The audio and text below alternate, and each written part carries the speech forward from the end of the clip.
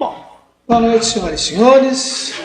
Depois de 2 meses, então, que a gente não aparece aqui, a gente fica com saudade de voltar a essa maravilhosa cidade de Bento Gonçalves, que é muito agradável. Ainda bem que agora a estrada melhorou bastante, então fica bom a gente fazer esse passeio.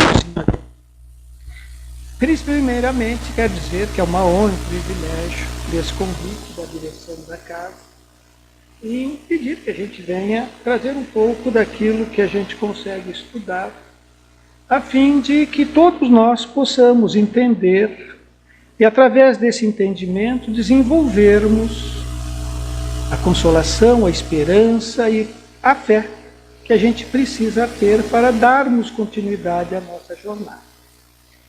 A respeito do autismo, eu quero dizer que eu não sou um especialista em autismo. A minha área dentro da medicina é outra. É mais ligada à clínica e à cirurgia. Mas o autismo é aquele indivíduo que está dentro de si mesmo. Hoje em dia não é só autismo, hoje em dia nós temos o transtorno do espectro autista, que é o TEA, que engloba em várias outras doenças, que eu não vou entrar aqui em detalhes, porque não convém. Mas, de qualquer forma, ainda é uma doença de etiologia, ou seja, não tem causa definida. Não se sabe exatamente de onde é que vem. Até 2010 não se tinha uma noção da taxa de autismo no mundo. Aí, 2010, começaram as pesquisas epidemiológicas e se observou, no Brasil nós não temos esses estudos, mas se observou que 1 a cada 2 pessoas por 1000 no mundo são autistas. Portanto, numa população de 1 milhão, tem bastante autistas. Só que ele é bem mais frequente nos meninos, no sexo masculino, que no feminino. 4 a 5 vezes mais em meninos do que meninos. E no Brasil, como sempre, a nossa epidemiologia, os nossos dados estatísticos estão abaixo do necessário. O autismo se distribui basicamente nessa dificuldade. É a dificuldade que o indivíduo tem de se comunicar, a dificuldade de ter interesse por coisas, dificuldade de interagir com os familiares, com amigos, com vizinhos, e apresenta um comportamento restritivo e repetitivo. Todas as pessoas com o transtorno autista apresentam essas características básicas, que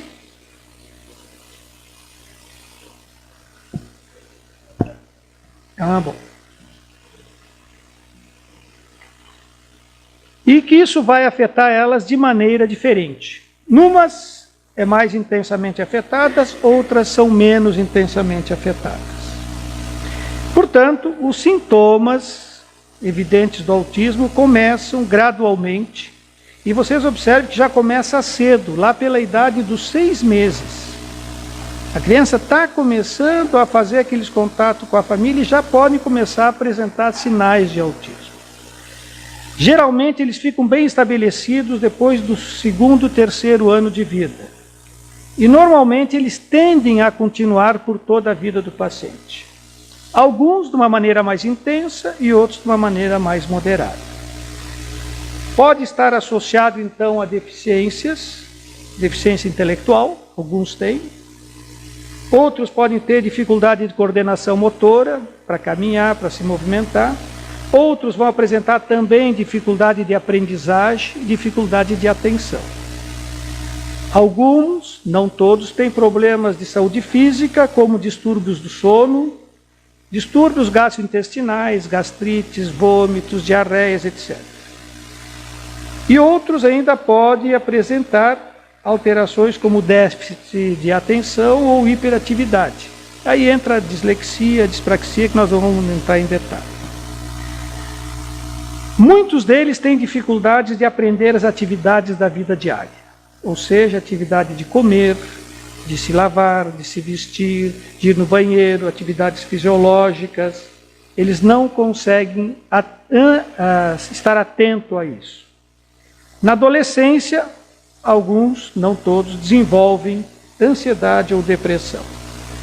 Aqui nós temos umas características resumidas, para a gente ter uma ideia de como é que é o autista, né? Em geral, ele não pede as coisas, ele mostra para a pessoa o que ele quer, não gosta das mudanças, o ambiente onde ele está, ele gosta que fique do jeito que está.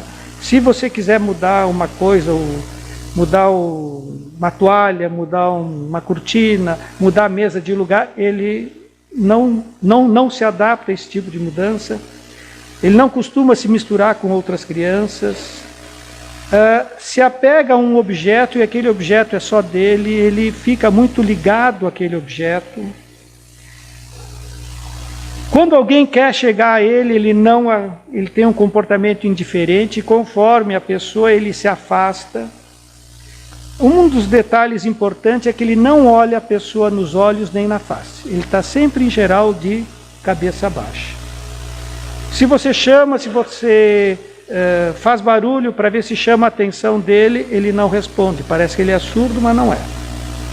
Resiste a aprender coisas. Não demonstra medo ao perigo, porque ele não sabe se atravessar uma rua pode ser perigoso ou não. Ele não tem esse contato, ele está só interiorizado dentro de si.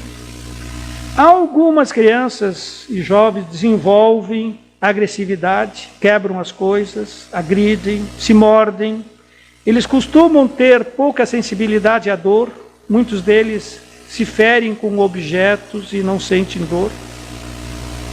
Normalmente eles costumam ter esses movimentos inapropriados, alguns caminham na ponta dos pés, outros ficam balançando, outros ficam se girando. Então, são comportamentos que a gente não observa assim na normalidade. Tá? Só para chamar atenção, quando a gente vê esse tipo de comportamento numa criança, deve ser avaliado por uma equipe. O diagnóstico não é feito por um médico, isso é feito por uma equipe de psicólogos, psiquiatras, pediatras, etc.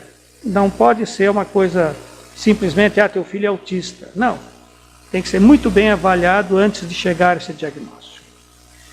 Trazendo essas primeiras dicas, com relação ao que fazer, tratamento. Não existe um tratamento padrão.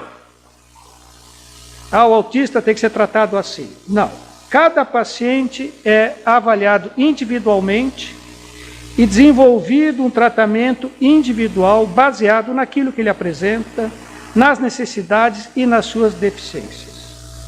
Em geral, toda a família necessita de aprendizado e atendimento e orientação por essas pessoas que conhecem a doença X e que cuidam dos autistas, a fim de ajudarem a eles minimizarem também as dificuldades que eles próprios têm, porque assim como os médicos têm dificuldade no diagnóstico e no tratamento do autista, a própria família tem também bastante dificuldade em aceitar esse problema, conviver com esse problema, e não consegue entender direito de onde é que vem esse problema, tanto que não se tem uma causa definida ainda. Acredita-se que tem causas genéticas, causas ambientais, mas não tem nada ainda totalmente comprovado pela ciência. Agora, é importante descobrir um meio ou uma técnica que possibilite estabelecer algum tipo de comunicação com o autista. Como ele está fechado dentro de si mesmo, às vezes as pessoas gritam, às vezes as pessoas chacoalham, às vezes as pessoas tentam ver se ele reage, ele não reage. Ele está dentro de si. Então a gente tem que descobrir alguma maneira de poder chegar para ele começar a ter um pouquinho de conexão. Eles têm dificuldade de lidar com as mudanças. Por isso, aonde ele fica, onde ele está, deve-se procurar deixar da maneira que ele está habituado. Porque se a gente mudar coisas, mudar cores, botar isso, botar aquilo, achando que a criança vai gostar, nem sempre ele se adapta bem a isso. Há casos mais graves, então aí é melhor procurar uma instituição especializada que ofereça um atendimento mais adequado e individualizado. Portanto, o que diz a literatura? É um problema permanente e que não tem caso de cura. Existem sim relatos de melhoras, mas cura não se tem relatos. A terapêutica então deve ser uma equipe multi-interdisciplinar. Não é o médico aqui, o psicólogo lá, o psiquiatra lá, não. É um conjunto, todos trabalhando interconectados. Pediatra, neurologia, psiquiatria, odontologia por causa dos cuidados dos dentes, eles não gostam de abrir a boca. Psicologia, fonoaudiologia, pedagogia, terapia ocupacional, fisioterapia, orientação familiar, orientação profissionalizante para as crianças mais idosas, mais adultas, assim, que entram já na fase adulta. E esse quadro, como a gente pode observar, não é estático. Alguns sintomas se modificam e melhoram, outros sintomas podem, às vezes, agravar, dependendo como é que está a evolução dessa criança. Tem esses protocolos que eu não vou entrar em detalhe porque não é o que nos compete. O que eles dizem também é que a maioria do autista é muito boa em aprender visualmente. Se a gente consegue fazer ele focar uma coisa, ele aprende, ele grava. Alguns são muito atentos aos detalhes e à exatidão. É provável, então, que as informações e rotinas ou processos, uma vez aprendidos, isso possa ser retido, mas isso ainda precisa ser estimulado. Algumas crianças conseguem se concentrar numa área de interesse. Se ela conseguir fazer com que ela tenha interesse por alguma coisa, ela consegue fazer aquilo. E isso muitas vezes ele fica repetindo. Por isso os trabalhos repetitivos o autista consegue fazer. Ele tem paixão pela rotina. E então quando tem uma rotina que ele gosta, ele faz de uma maneira bem exata. Agora, são funcionários leais e de confiança. Aquilo que eles fazem, eles procuram fazer bem feito. E geralmente tem uma capacidade de memória muito acima da média. O Divaldo Franco diz, agora vamos entrar na nossa área, diz o seguinte: o autismo, a esquizofrenia e as degenerências nervosas, anencefalia e outras doenças psíquicas podem vir como resultado do suicídio praticado em existência passada. Então, dentro do contexto espírita, o autismo é uma consequência de uma culpa. Em geral, uma culpa significativa. E o suicídio é uma das maiores culpas que a gente carrega quando vai para o outro lado. São pessoas que cometeram equívocos, fizeram uma série de atitudes inadequadas enquanto encarnadas, desencarnado com a culpa e não conseguiram se reabilitar da culpa. Todo aquele que tem culpas conscientes ou inconscientes, de acordo com o grau de culpa, vai renascer com alguma deficiência no mapa genético. Então, quando a ciência diz que está encontrando algumas alterações cromossômicas que justifiquem, que tentam explicar o autismo, aqui está uma das respostas. Quem determina o mapa genético do indivíduo é o próprio perispírito desse indivíduo. E é no perispírito desse indivíduo que estão gravadas as atitudes corretas e as atitudes erradas. E isso é que depois vai dar origem aos transtornos depressivo, autismo, enfermidades físicas, enfermidades degenerativas, etc. Portanto, o autista é um devedor. Mas aqui tem um outro detalhe. A família que o recebe também é devedora.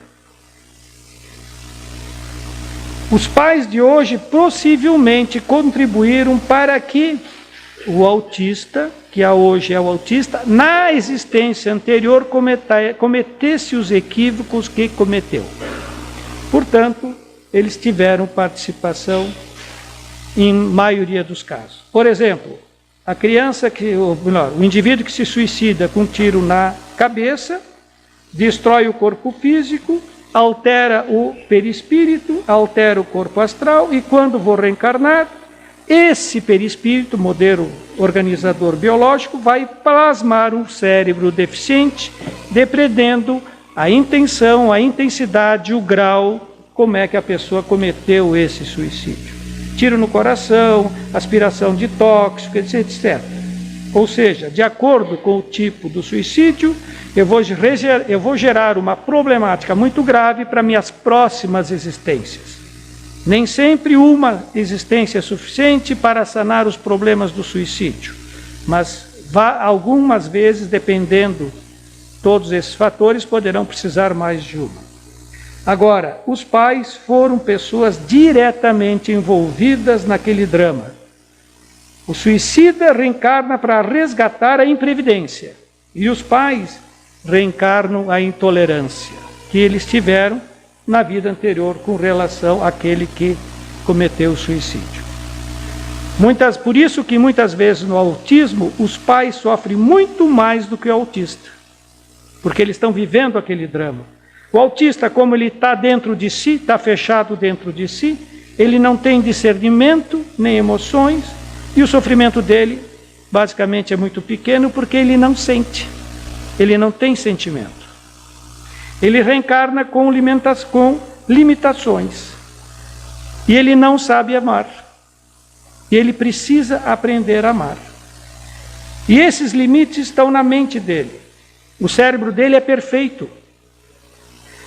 O tipo de raciocínio dele, quando desenvolvido, é lógico. Às vezes, alguns deles são verdadeiros gênios, mas eles estão embotados dentro de si próprio. Gênios por quê? Porque eles trazem os conhecimentos das existências anteriores. E nessas existências anteriores, eles devem ter tido muito conhecimento, mas cometeram muitas arbitrariedades também. O Divaldo diz assim: o autista está quieto, calado, vista baixada, mas está sempre ouvindo. E a sua memória auditiva é muito viva. Qualquer palavra ferina, qualquer palavra desagradável, ele ouve e incorpora essa palavra ao seu drama que ele traz no inconsciente. A criança não gosta de beijo, não gosta de abraço, não gosta de carinho físico. Por quê? É a culpa do inconsciente. Ele se culpa daquilo que ele fez. Por isso, os pais têm que ter muita paciência. O desenvolvimento desses sentimentos vai ser lento. Esse processo leva tempo. Muitos anos. Mas, com muito amor e ternura, ele até poderá se convencer que é amado. Por isso que os pais têm que ter muita paciência e quem lida com ele também. Conforme o que ele ouve, ele chora, ele cai em depressão, ele se fecha, alguns se tornam violentos, quebram as coisas, e esta muitas vezes é a maneira dele dizer que não está de acordo com aquilo. Ele não fala, ele não tem uma expressão oral adequada, ele tem uma ecolalia, ele balbucia palavras. Alguns gritam. É a maneira dele dizer que não gostou daquilo. Eu achei bastante interessante esse Dr. João Danilo, é um médico equatoriano, espírita, que abriu um centro espírita e um atendimento a autistas no Equador, na cidade de Quito. E ele diz o seguinte: o autista, em geral, é muito inteligente, mas ele está travado na comunicação empática social. E o trabalho que eles desenvolvem é de ajudar esse autista a se comunicar. Como ele mesmo diz, a ciência não sabe a causa, mas ele tem certeza que é algo de vida passada pelas conversações e pelo tipo de pacientes que ele atende. Pode ser a pessoa que foi rejeitada na sociedade, nas existências anteriores, foi rejeitada no desenvolvimento da sua vida intelectual, ou pode ser que tenha sofrido algum trauma importante na sua vida anterior. Tanto que ele diz assim: tem um menino que fala um inglês perfeito, menino pequeno, família espanhola, aprendeu só olhando filmes na TV. Ou seja, ele já traz esse conhecimento de inglês das vidas anteriores. Tem um outro menino que é metagnomo, eu nem sabia o que era isso. É aquela pessoa que se conecta com outras pessoas através do pensamento. Ela capta o pensamento dessas pessoas, capta o sentimento dessas pessoas e responde sem que essas pessoas tenham feito perguntas. Alguns são superdotados, esse seria um tipo. Outros são infradotados. Ele conta aqui esse caso dessa menina de 17 anos, que eu achei interessante trazer. Era uma família de baixa cultura, pobre. A criança já tinha, quando começou, em torno de 14 ou 15 anos. Ela vivia no chão, fazia as necessidades no chão, dormia no chão, comia no chão, tudo no chão. E ela tinha duas coisas, ela emitia dois sons. Um som ela berrava e no outro som ela urrava. Quando ela berrava, ela não estava contente. Aquilo que mostraram não era bom. E quando ela urrava, ela estava contente. Aí começaram a fazer ela ouvir músicas. E teve músicas que ela berrava e teve músicas que ela urrava. Ele começou a tocar só as músicas que ela urrava. Com o tempo, essa musicoterapia, passou só aquelas músicas que ela gostava, a criança se levantou, começou a aprender a comer, agora já caminha, já vai ao shopping, e quando tem música que ela gosta, ela ri. E antes ela não fazia isso. Então, normalmente o autista sofre perseguições espirituais. Esse é um outro detalhe que o centro espírita é importante, são as obsessões. Portanto, a família do autista, o autista, podem ter ajuda no centro espírita também, através do amor, da terapia dos passes, da terapia da desobsessão, do estudo do evangelho no lar. Isso pode ajudar a criança a melhorar. E se a criança ouvir o evangelho no lar, mesmo que ela esteja de cabeça baixa, olhando para o chão, olhando para outro lugar, ela estará ouvindo. E isso é aprendizado para ela. Um outro detalhe que Divaldo recomenda, quando essa criança vai dormir, os pais devem conversar com ela. Porque o espírito do autista ouve, o espírito está lúcido, só que ele não consegue se comunicar. Então, é a terapia da indução hipnótica do sono. A criança vai dormir, até crianças nossas com problemas, hiperatividade, brabeza, qualquer um. Temos crianças que estão muito agitadas. Quando ela começa a pegar no sono, ou o pai, ou a mãe, ou os dois, vão falar com ela. Com voz doce, carinhosa. Comecem a dizer, nós te amamos, aqui você é muito querido, todos querem teu bem, estamos aqui para te ajudar, tu vai nos ajudar também, tu vais ser feliz. Comecem a fazer essas induções positivas e amorosas todas as noites. Antes da prece, isso é, depois da prece. Primeiro faz a prece, ela vai dormir, quando ela começa a dormir faz isso. É uma terapia que tem ajudado bastante a criança a se recuperar. Não só autistas, mas outros tipos de patologias também. Tanto que Divaldo diz assim, quem tiver algum descendente autista, agradeça a Deus, porque iremos colher os frutos do amor a alguém que depende totalmente de nós, mas que nos recusa. Nos recusa por quê? Porque nós tivemos problemas nas vidas anteriores. E hoje esse nosso amor é que vai fazer com que ele se reconcilie conosco. Todo autista recusa aquele que o ajuda, porque ele não tem esse sentimento de amor conforme nós temos. Ele está embutido dentro dele e ele precisa ser exteriorizado. E isso é uma coisa então que leva tempo e que depende muito desse esforço, da paciência do familiar. Então, tratar com muito carinho, auxiliar com respeito, amor e, claro, não deixar a terapêutica psicológica, não deixar a terapêutica medicamentosa, fonoaudióloga, fisioterapeuta, tudo isso aí tem que continuar. Porque o amor rompe as barreiras da comunicação, das limitações, das classes sociais e rompe as barreiras entre o doente e a pessoa sadia. Então é isso que é preciso a gente estar antenado. Quanto mais, não aquele carinho de abraçar, ele não gosta de abraço, ele gosta daquele carinho da palavra amorosa, carinhosa.